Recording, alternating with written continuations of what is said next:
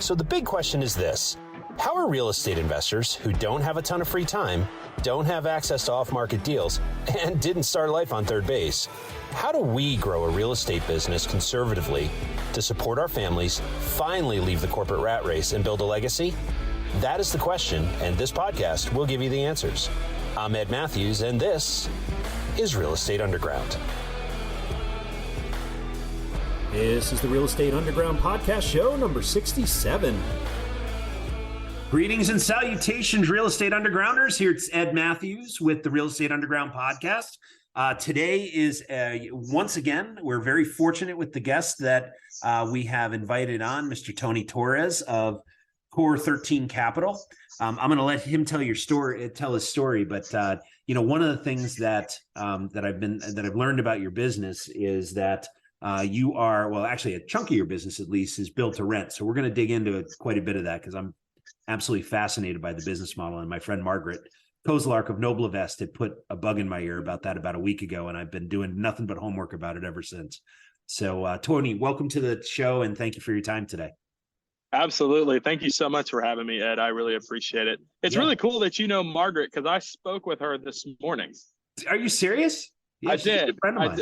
She is a blessing of a human being.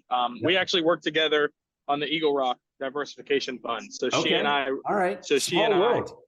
Yeah. So Margaret, she is an amazing person. She really is. She's been nothing but a true pleasure to work with, and I'm excited. I have a greater phone call coming up with her next week. So yeah, and her partner Christine is just as amazing. So Christine's awesome. Yeah, she's fantastic. So absolutely. Yeah, I met the two of them probably about 6 months ago, and they rapidly became two of my favorite human beings on the planet. So I could not agree more. Couldn't agree more. Okay, so that ends the Noblevest commercial here on the Real Estate Underground. So Tony, welcome to the show. For those of us who may not know about COR13 and what you do, why don't you tell us all about your business and then we can get into it. Happy to. Thanks for having me, Ed. So COR13 Capital it's a real estate investment company, just like all the other ones that you see out there from so many of the great people that we know in this industry. Yep. The difference is that COR13's mission is not to retire. It's not just financial freedom. It's not putting as much money away as possible, but it's actually making a difference and using real estate to do it.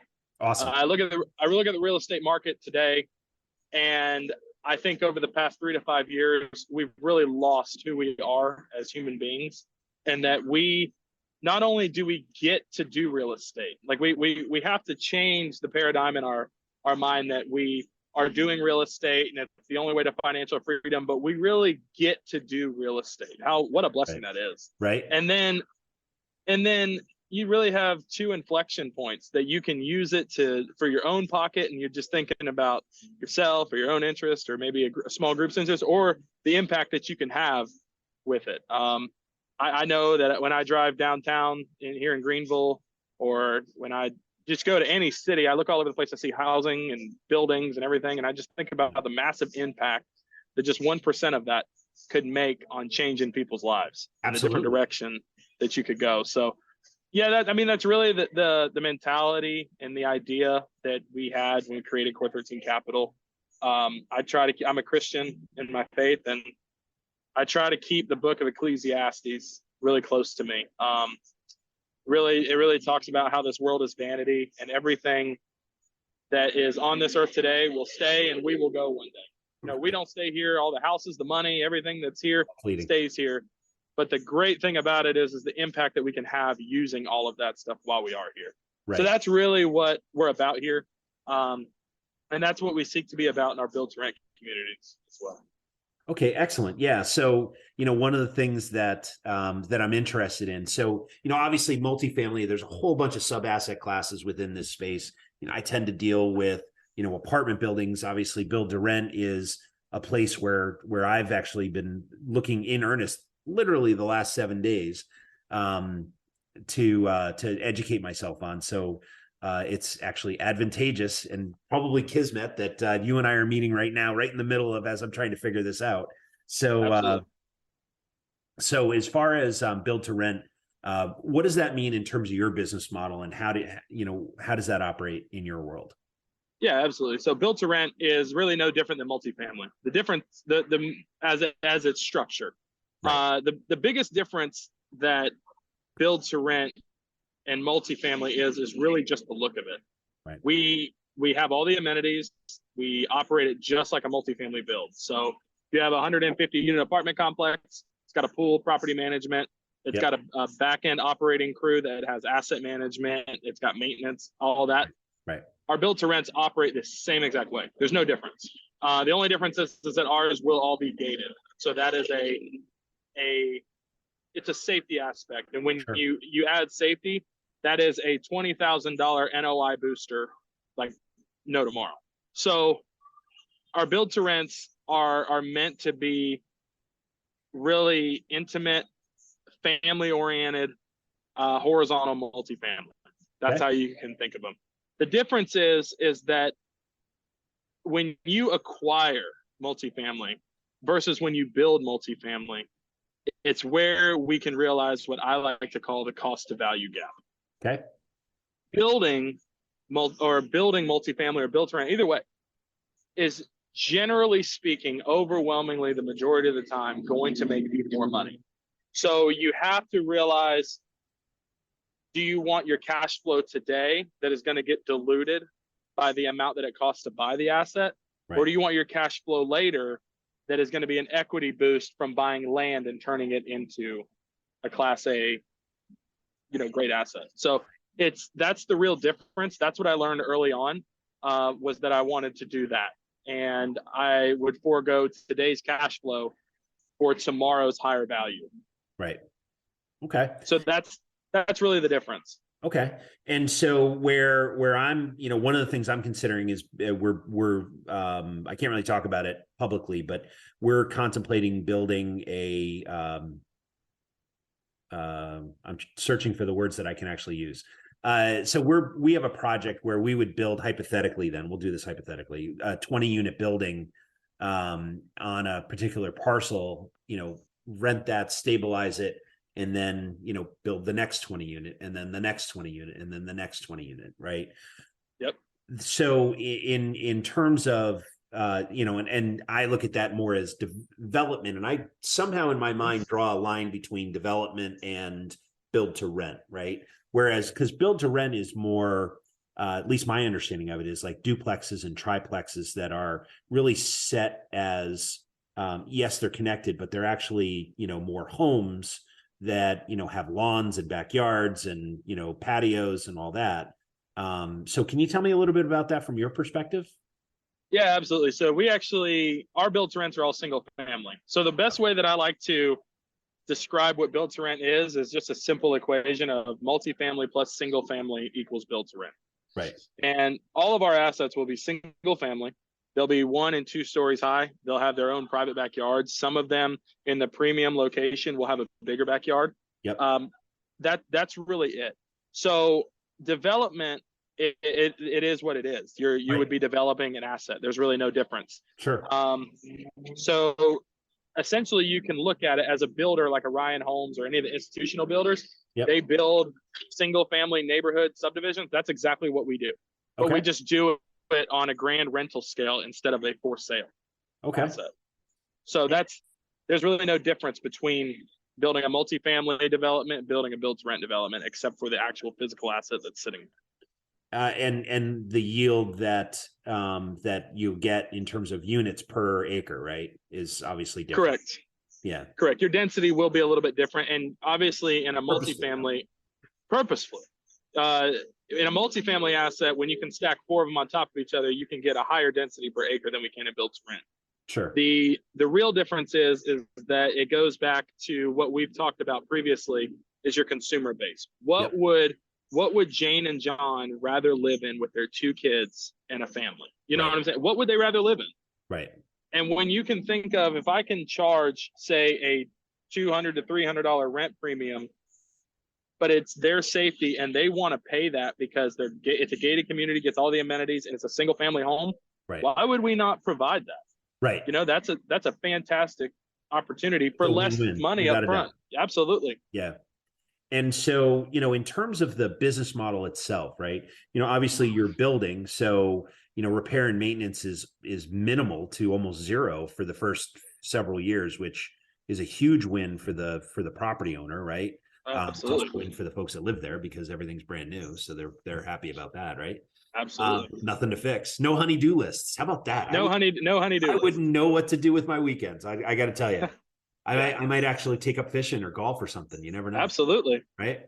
And the other thing I'm curious about is vacancies, right? So, when, at least in my experience, I own a couple of single family homes, and, the thing that I found is that, and this is anecdotal, but it also is backed up by market data, folks, when they rent a single family home, they tend to stay a lot longer than an Absolutely. apartment, right? And so what's your experience in terms of length of tenancy and, some of the other advantages that you see in build to rent?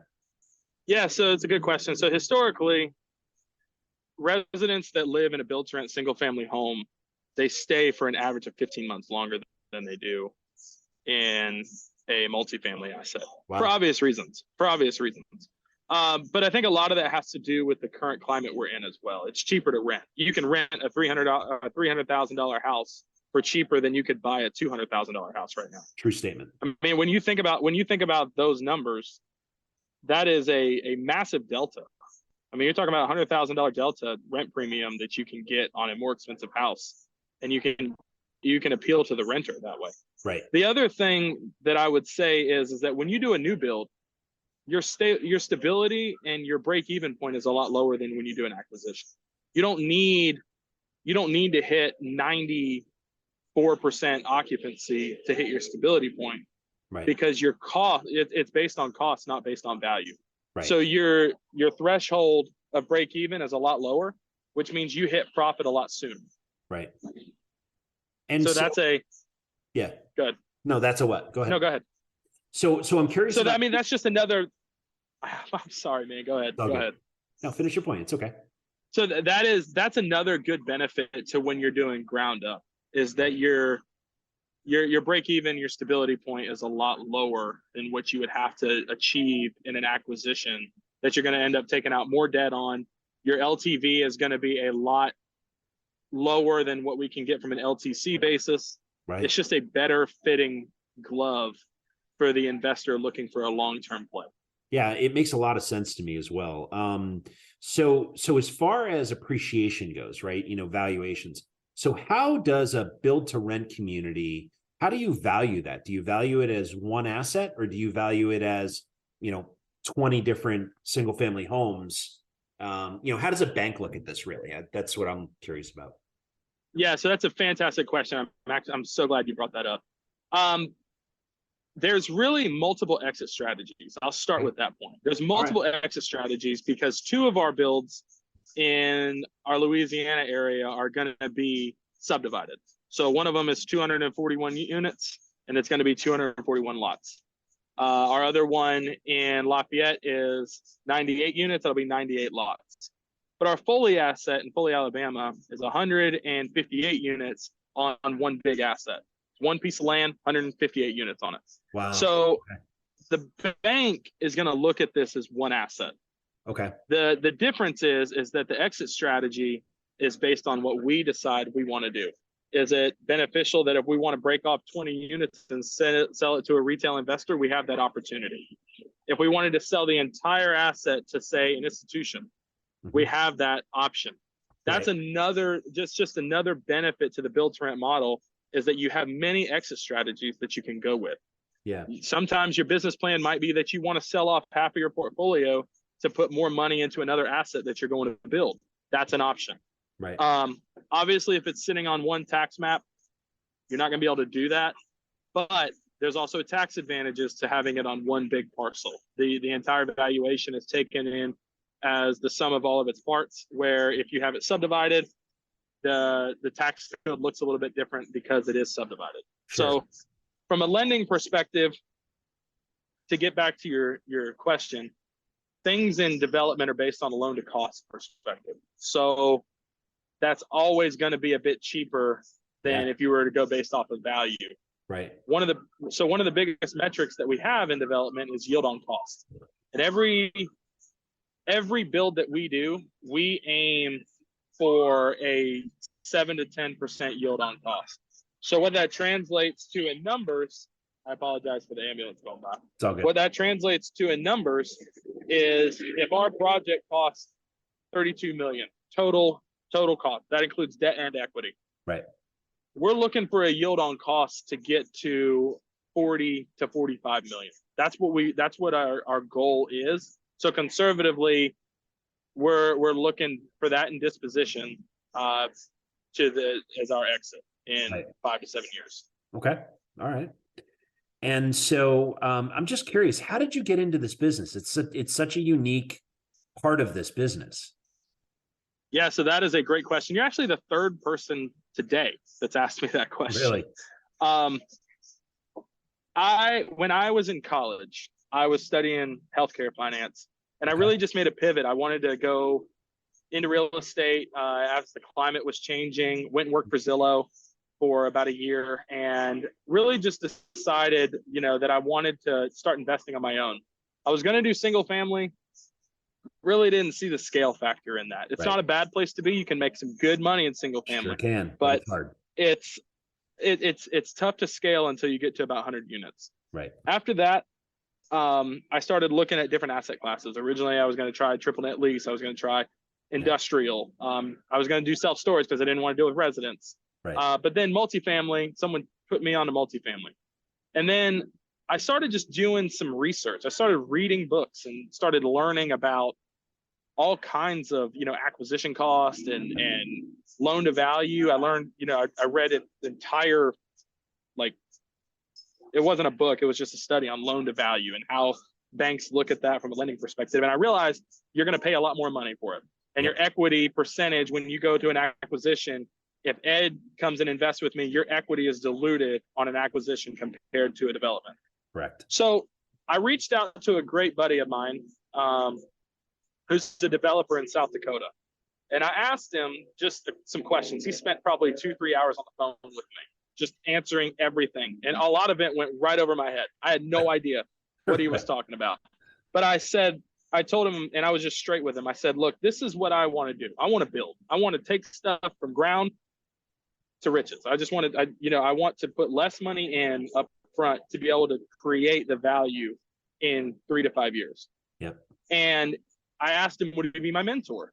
And he said, I'll mentor you and I'll do it for free, but I'm not going to do any of the work. And I asked him, I was like, what do you mean? He said, you can come to me with any question, any time of day, anything, and I'll tell you what to do, but you're going to do it. I said, okay, fine. It's a good deal. We started looking. Oh yeah, it's a great deal. So we started looking at different pieces of land, and I said, okay, I've got a piece of land. What do I need to do? I want to see all this. He said, you need to go here, here, and here, just to keep it easy.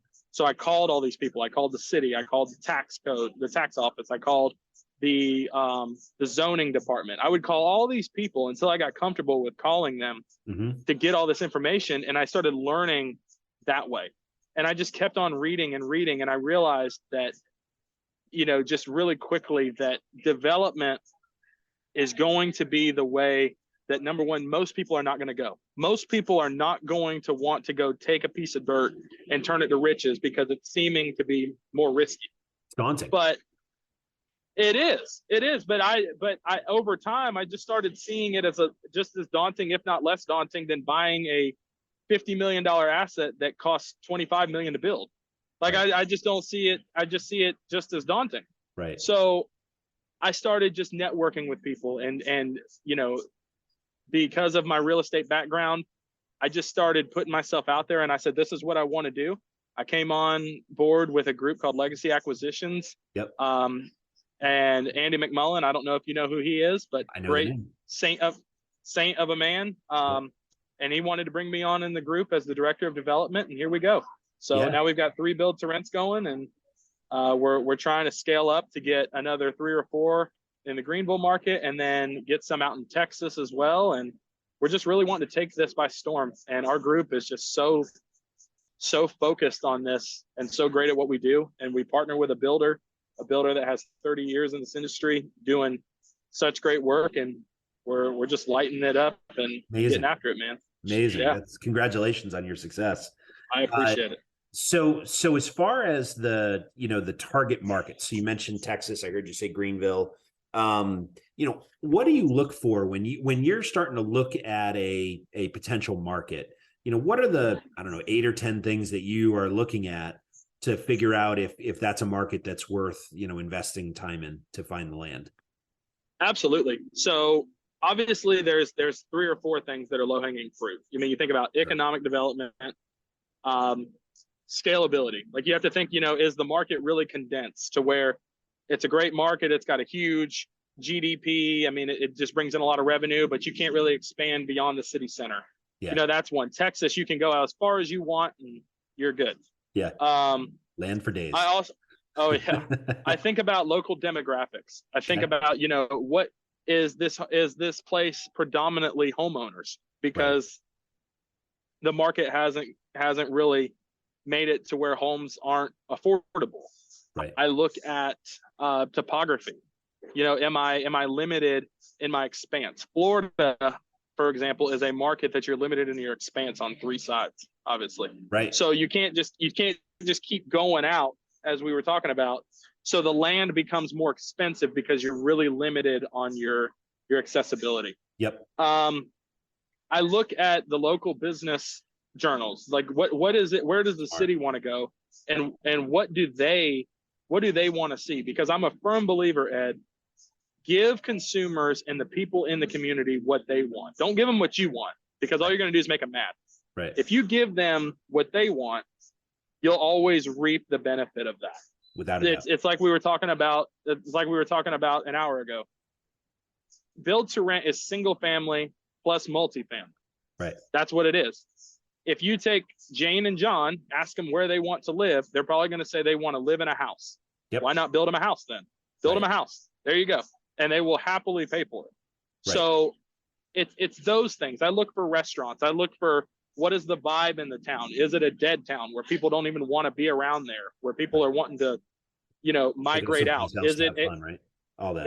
Yeah. Is it an incubator?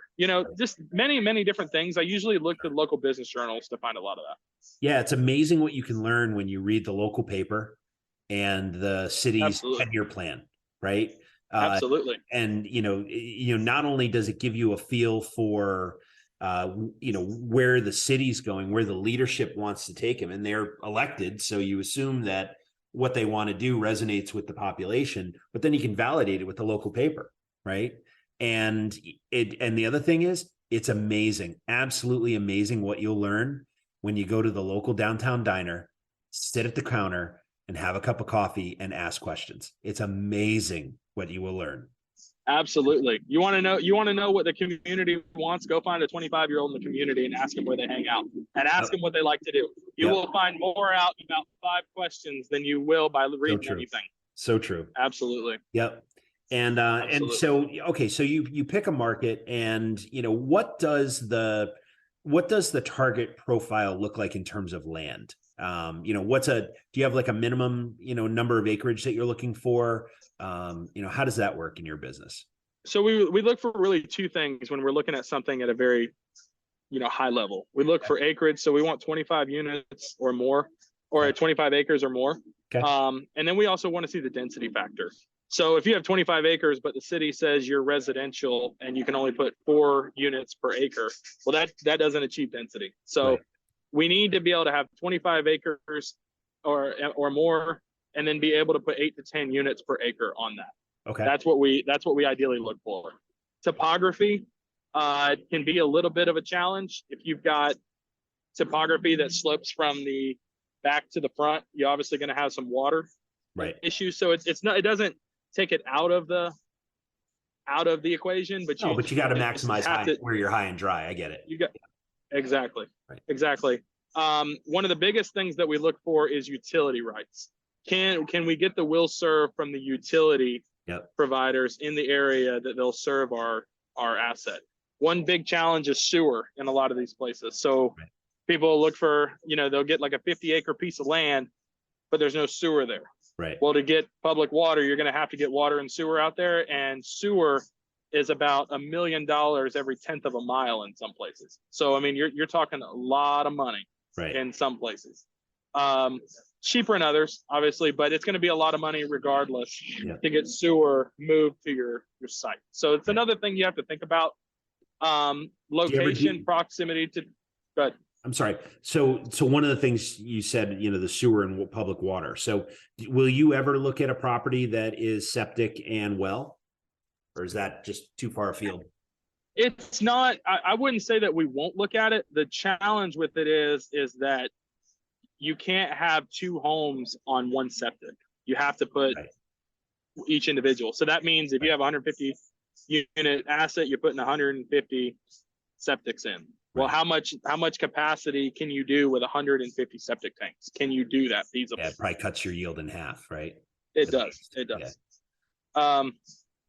Yeah. So I mean, it's not something that you won't look at, and sometimes you can get lucky and you can go talk with the city, and maybe they'll give you an abatement, or they'll give a certain tax credit to you by providing infrastructure if you put the sewer in. So I mean, that goes back to what I was saying a minute ago when my mentor said, okay, you're going to call them. You're going to be the one that goes and does all this, because now you know what questions to ask. Now kind of, you're not afraid of them, because it can be intimidating. As you know, Ed, I mean, you look at something like this, it can be intimidating, but just calling down to the city and getting those reps in, it's massive. It's massive. Couldn't agree more. Yeah, and learning by doing is the best way to learn in my book. 100%. I had a guy on LinkedIn tell me today he wanted to be a developer. I said, well, what's stopping you? Go do exactly. it. Just get after it. Right. Yeah. I answer that question the exact same way. What is stopping you? Go. So you've had at least one mentor, and I'm pretty confident you've had more than one mentor. So I'm curious, beyond the just go do it, right, kind of advice, what's the best advice you've ever gotten, and who gave it to you? It was actually a college professor that gave it to me. He told me that if 100 fish are going right, go left, because 100 fish won't have any food and you'll have all the food that grows. Smart. Okay. I love that. Go where they eat. It's the old Walmart. It's the old Walmart model too, right? Yeah. Right. Yeah. That's awesome. Okay. And so, as you've been learning this business, and you've been doing it for a while now, so you're probably teaching this business more than you're learning, but I'm curious, how do you, leaders are readers, right? And so, I'm curious how you take in information and incorporate that into your business or your world. And, what kind of, how do you do that? Is it audiobooks? Is it real book, actual books? Is it YouTube videos, podcasts, webinars, conferences, you name it, right? I'm curious, what's the way that you consume information, and, frankly, who are you paying attention to these days? Yeah, that's a great question. I'm an average reader. I wouldn't say I'm a big reader. I'm an average reader. I'm not one to read stories or books that are like just about stories or fiction. If I'm going to read, I'm going to read to learn. Right. Makes sense? Same. So same. I read a lot of business books. I read a lot of real estate development books. I read a lot of psychology books. But one thing that I started learning to do, I actually told my father-in-law this the other day, and he took my advice. My father-in-law took my advice. I said, one thing I learned to do as I was in college again was to learn from other people's mistakes. So I'm a big individual to pay attention to what others do, to learn and listen to what they do and learn from their mistakes, so I don't make the same one. Who I pay attention to a lot of the multifamily brokers. Bo Beery is one. He's a friend of mine. He's a friend of mine. Great dude, great guy. I pay attention to him. I actually read his book twice a year. I just read it over and over and over again. Oh, it's so great. An MM5 in Florida a few months ago, and Jake and Gino's conference. And he fundamentally changed my mind about brokers, because I'm a marketing guy, right? So, I think, well, I can go find properties. I'll just market to the building owners. And, we were getting some traction, but he came in and blew me away and changed my mind, which is not easy to do. So I didn't mean to interrupt. So no, you're fine. Who else are you paying attention to? Bo Beery, Dustin Hendrickson. Let's see, who else do I pay attention to? obviously Andy McMullen. Yep. I'm a big fan of Pete Vanderveen, who's on our team with Legacy Acquisitions. Pete. He's just a brilliant mind. I mean, he's just so, I don't think of myself brilliantly. I'm just a dude. But, when I think of the people that I pay attention to, they're just brilliant in their simple thinking. Like they're not complex thinkers. They're just simple logic, and they're great at it. It's actually a sign of high intelligence when you can boil, a fairly complex notion down to something that somebody like me or you can take in and understand and apply. Right? It's not easy to do.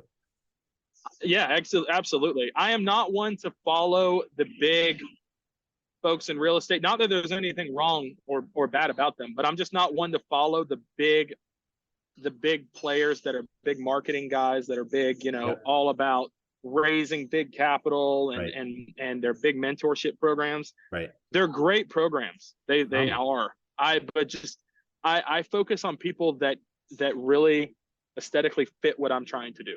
Yeah. You know what I'm saying? So swim away from the school, right? That's it. If 100 people are going that way, I'm going that way. Yeah. So that's just how I operate, man. Yeah. There's a few more that I follow.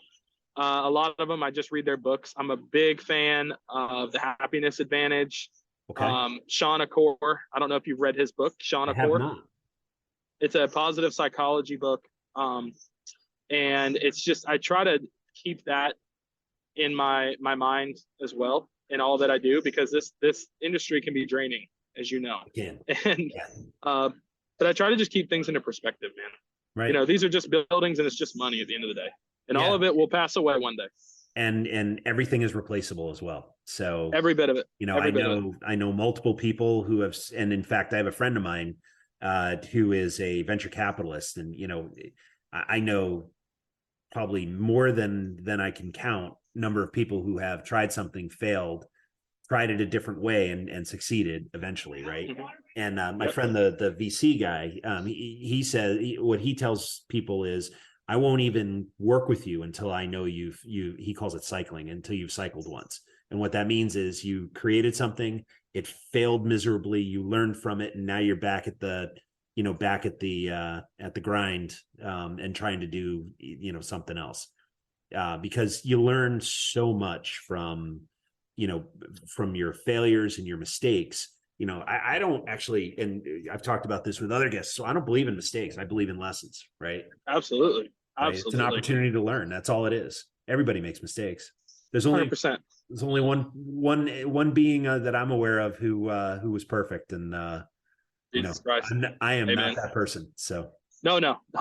I believe, Ed, in two things. I believe that everyone deserves a good butt kicking at some point. You need one to kind of get you understanding the word. And I believe in mastering the understanding of the word no, and not using it as an emotion, but as an answer. That's it. Yep. Sometimes the answer is no, and we have to be okay with that. Right. You got to be. Yeah. And how you overcome that is really how greatness comes about. Well, that's the sheer definition of resourcefulness, right? Absolutely. Right.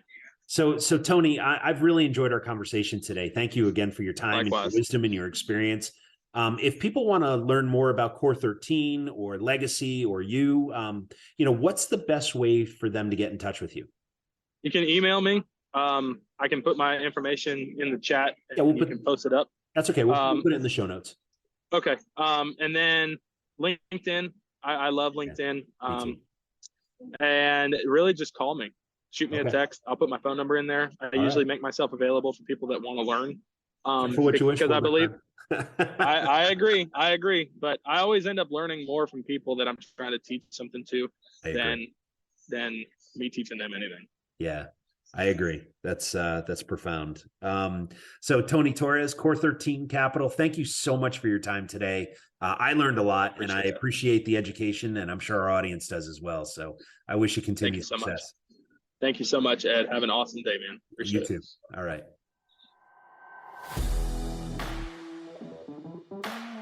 This has been the Real Estate Underground Podcast, a Clark Street Capital presentation. Thanks for joining us. If you're enjoying the show, please remember to subscribe and share it with your friends.